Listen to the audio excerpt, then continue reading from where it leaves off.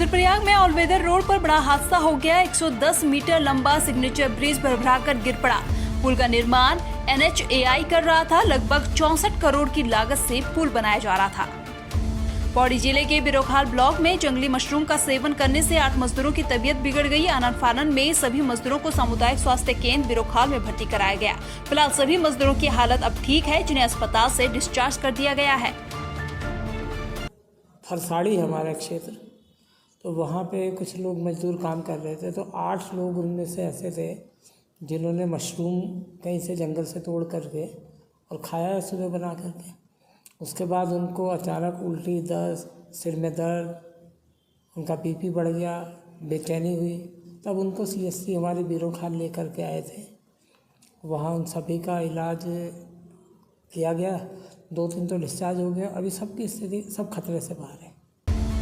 हल्द्वानी के महिला degree college में को एजुकेशन शुरू किए जाने के विरोध में छात्र नेताओं ने तहसीलदार के माध्यम से मुख्यमंत्री को ज्ञापन भेजा और कहा कि महिला डिग्री कॉलेज के साथ किसी प्रकार की छेड़खानी न की जाए। इस विद्यालय में केवल छात्राओं को ही प्रवेश दिया जाए ताकि कुमाऊं और अन्य जगहों से आने वाली उन छात्राओं को प्रवेश मिल सके जो महिला महाविद्यालय में ही रहकर कोर्स पूरा करना चाहती है। महिला डिग्री कॉलेज जो हल्द्वानी में उपस्थित है, उसको शासन में एक प्रस्ताव चल रहा है कि उसको को एजुकेशन में तब्दील करने की मांग चल रही है और उसके लिए शायद डायरेक्टरेट में भी और डायरेक्टरेट से कॉलेज में भी पूछताछ की गई है कि इसको कर सकते हैं या नहीं कर सकते हैं। तो अगर ये विचार चल रहा है तो आगे ये ना हो, हम चाहते हैं, क्योंकि एक ही मात्र महिला डिग्री कॉलेज है, उसमें बहुत ही अच्छा एकेडमिक माहौल है और काफ़ी परिवार और माता पिता चाहते हैं कि उनके बच्चा एक सुरक्षित और अच्छे माहौल में पढ़े। तो जैसा उसका माहौल, हम चाहते हैं कि वो महिला डिग्री कॉलेज ही रहे और उसको आगे को एजुकेशन में तब्दील ना किया जाए। आपका नाम? मीमांसा आर्य, प्रदेश उपाध्यक्ष युवा कांग्रेस। मैं आपको ये बता दूं कि ये जो महिला महाविद्यालय बना है उसका मूल उद्देश्य ये था कि यहाँ पे सिर्फ छात्राएं बहनें आए और अगर कोई भी छात्राएं बहनें यहाँ पे जो एडमिशन लेती हैं, उनके माता पिता निसंकोच भाव से इसलिए उन्हें यहाँ पे भेजते क्योंकि ये महिला महाविद्यालय। यदि अगर कोई बच्चा ऐसे में बॉयज़ के साथ या फिर उनको पढ़ने में से कोई आपत्ति नहीं है तो सेम यहीं पर MBBG हमारे पास महाविद्यालय है, वो बच्चा वहाँ भी जा सकता है। लेकिन इस महिला महाविद्यालय में जितनी भी छात्राएं हैं, उनके माता पिता सिर्फ और सिर्फ अपने यही सोच के भेजते कि ये सिर्फ और सिर्फ महिला महाविद्यालय, उनको कोई भी किसी भी प्रकार की सेफ्टी कंसर्न या कुछ भी ऐसी समस्या नहीं होगी। और दूसरा जो मेरा विषय ये है कि जो सरकार अगर इनिशिएटिव लेना चाह रही है हमारे महाविद्यालय में कोर्सेज खोलने को लेके, तो कोर्सेज खोलने को लेके हमारा बिल्कुल उसमें वेलकम है सरकार को कि कोर्सेज खोले जिन कोर्सेज की हमें मांग है। पूरी छात्राएं ये चाहती हैं कि हमारे पास MA हिस्ट्री, MA पॉलिटिकल, ये दोनों जो मेन सब्जेक्ट है वो हमें हमारे महाविद्यालय के दोनों कोर्सेज की ज़रूरत है और इसको सरकार खोले। जिन विषयों पे हमें ज़रूरत है, सरकार उन मुद्दों पे काम नहीं करती और जिन पे सरकार को नहीं करना चाहिए, उन मुद्दों पे अगर छेड़छाड़ करिए तो कहीं ना कहीं वही विरोध का विषय है। और यहाँ पे मैं ये भी बोलना चाहूँगी कि एज ए स्टूडेंट लीडर मैं अपनी तरफ से भी और समस्त महिला महाविद्यालय की ओर से भी इस विषय को लेके पूरे विरोध में हूँ कि हमारा महिला महाविद्यालय जिस मूल उद्देश्य से बना था वो आगे भी इसी मूल उद्देश्य पे और उन्हीं आधारित चीज़ों पे चलते रहे। आज हल्द्वानी स्थित एक महिला डिग्री कॉलेज है, उसकी कुछ छात्राओं द्वारा एक ज्ञापन माननीय मुख्यमंत्री जी को संबोधित किया गया है। उनका ये कहना है कि इस कॉलेज को कोएड किए जाने का कोई प्रस्ताव शासन स्तर पर विचाराधीन है, जिसका वो विरोध कर रहे हैं तथा वो ये चाहते हैं कि इस कॉलेज को कोएड न किया जाए तथा यथा स्थिति में रखा जाए और महिलाओं के लिए ही इस कॉलेज को बनाए रखा जाए। बाढ़ आपदा सहायता राशि नहीं मिलने से खटीमा और नानकमत्ता क्षेत्र के विभिन्न ग्राम सभाओं से आए लोगों ने उप जिलाधिकारी खटीमा का घेराव किया। उनका कहना था कि 7 और 8 जुलाई को बाढ़ आपदा आई, लेकिन इतने दिन बीत जाने के बाद भी उन्हें सहायता राशि प्रदान नहीं की गई है। देखिए, आपदा से संबंधित जो 7-8 जुलाई को जो आपदा आई थी, उस आपदा में जगह जगह मतलब कई स्थानों में पानी भी भरा था और खटीमा पूरा जलमग्न रहा। खटीमा से लेकर चितारी, नानकमत्ता, ये सभी स्थान रुद्रपुर में जलमग्न रहा। माननीय मुख्यमंत्री जी ने मतलब इनको तत्काल प्रभाव से किसी तरह का खाने पीने की दिक्कत ना हो, सामान खराब ना हो, उसके तहत माननीय मुख्यमंत्री जी ने तत्काल धनराशि अवमुक्त की और प्रशासन भी मतलब लगातार इस सहयोग कर रहा है। तो आज जो SDO साहब से जो बात हुई थी, जो एक विषय पे मतलब जिसमें एक्सपायरी डेट में वो खाद्यान्न मिला था, तो उस पर भी चर्चा हुई थी, उस पर भी कार्रवाई करी है इन्होंने।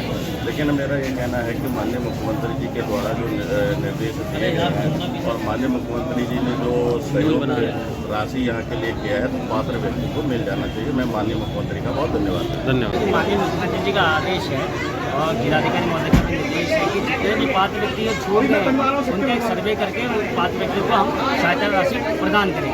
इसी सिलसिले हम 2-3 दिन तक सिर्फ वेरिफिकेशन का काम कर रहे हैं। जो पात्र व्यक्ति छूट गए हैं उनकी एक टीम बनाकर, हमारे पटवारी की टीम बनाकर उनका हम वेरिफिकेशन कर रहे हैं और उनको जल्दी 2-3 दिन के बाद उनको धनराशि उपलब्ध कराते हैं। धन्यवाद। हल्द्वानी कालाढूंगी रामनगर मार्ग स्टेट हाईवे 41 को बड़े वाहनों के लिए खोल दिया गया है। यह मार्ग पिछले हफ्ते भारी बारिश के दौरान पुलिया के बह जाने से बाधित हो गया था।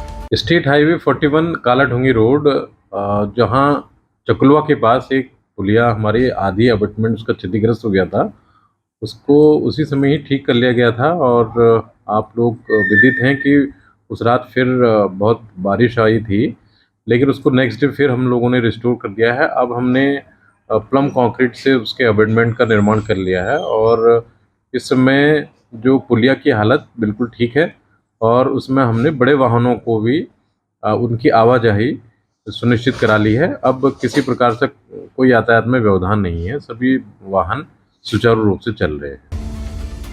पौड़ी जिले में राजकीय बालिका इंटर कॉलेज पाबो और राजकीय अटल आदर्श इंटर कॉलेज पाबो का एकीकरण किए जाने का मामला तूल पकड़ने लगा है। ग्रामीणों ने दोनों विद्यालय के एकीकरण पर अपनी आपत्ति जताई है। दरअसल बीते दिनों मुख्य शिक्षा अधिकारी पौड़ी ने राजकीय बालिका इंटर कॉलेज की प्रधान अध्यापिका से इस संबंध में अभिभावक संघ के साथ बैठक कर अभिभावक संघ की राय जानने के निर्देश दिए थे, जिस पर अभिभावकों ने अपना विरोध जताते हुए सर्वसम्मति से लिए गए फैसले पर अपना प्रस्ताव मुख्य शिक्षा अधिकारी कार्यालय को भेजा और एकीकरण का विरोध जताया। साथ ही चेतावनी दी कि अगर दोनों स्कूल का एकीकरण हुआ तो वे शिक्षा विभाग के खिलाफ उग्र आंदोलन करेंगे। ये कई टाइम से यहाँ लगे हुए कि भाई स्कूल पाबो में शिफ्ट हो जाए और हम लोग नहीं चाहते कि ये स्कूल यहाँ से शिफ्ट हो जाए, क्योंकि यहाँ पे जो सुविधाएं हैं बच्चों के लिए अच्छी सुविधाएं हैं। क्योंकि यहाँ से दूर दूर के बच्चे भी पढ़ने आते हैं, ताल से हैं, ये रुटकोटी से, पटोटी से कई बच्चे यहाँ पढ़ने आते हैं और हम नहीं चाहते कि ये स्कूल पाबो जाए। सभी अभिभावकों का यही कहना है कि यहाँ से स्कूल पाबो जाए। तो ये ज़मीन भी इस समय हम गाँव वालों ने दान दी थी स्कूल के नाम पे, हमारे गाँव वालों ने दान दी थी। अगर इनको यही था तो ये पहले से स्कूल वहीं रखते, पाबो बाजार में रखते, क्यों इन्होंने यहाँ हमारे खेत बेकार किए। तो हम ये चाहते हैं कि स्कूल यहाँ से पाबो ना जाए। सर, हमने शिक्षा के नाम पे ये दान कर रखी है, ना कि हमने किसी और के लिए ज़मीन दान की। और हम चाहते कि स्कूल यहीं रहे।